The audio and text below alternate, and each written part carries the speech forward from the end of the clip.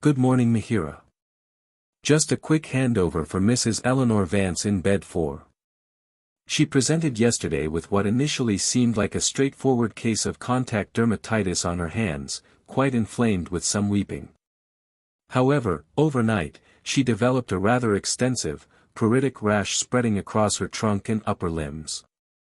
She mentioned using a new brand of hand sanitizer just prior to the initial flare-up, but also recalled a similar, though less severe, episode a few months ago after using a different moisturizer.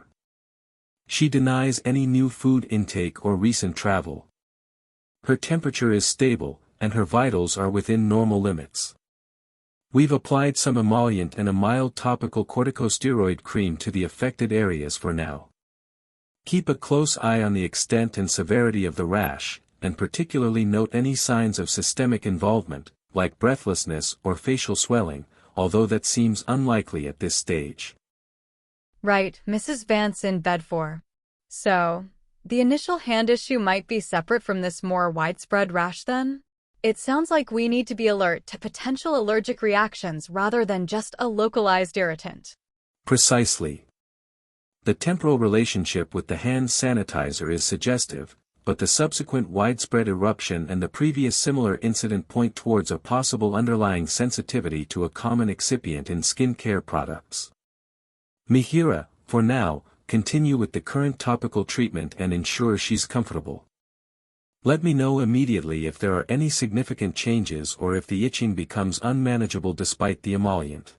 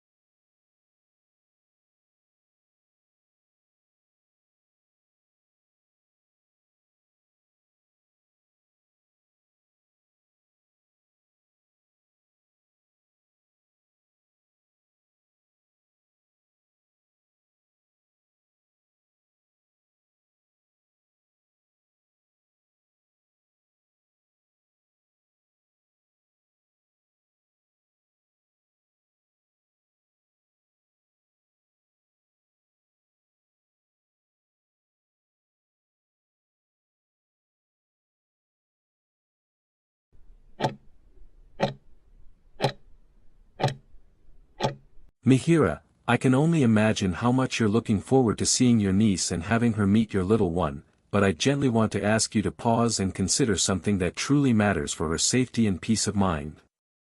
Your son has chickenpox right now, and as much as it breaks your heart to postpone this visit, the kindest and most protective thing you can do for your niece is to be completely honest with her and delay their get-together until your son is fully recovered and no longer contagious. The reason this is so urgent is that your niece falls into a high-risk group, and the simple truth is that you cannot know for certain whether she has had chickenpox herself or if she carries sufficient immunity, especially since many adults assume they are protected but have never been tested. If she were to catch chickenpox while pregnant, the consequences can be devastating, not just for her but for her developing baby, and I know you would never forgive yourself if something went wrong.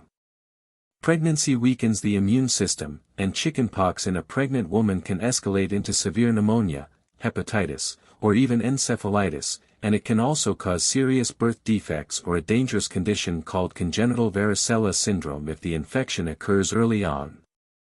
Even if she is further along, it can still trigger premature labor or a severe infection in the newborn. Please, Mihira, call her today with warmth and honesty, explain that you are acting out of deep love and caution, and reassure her that you will reschedule the moment your son is safe. She will understand, and she will thank you for protecting her and her baby when she looks back on this moment.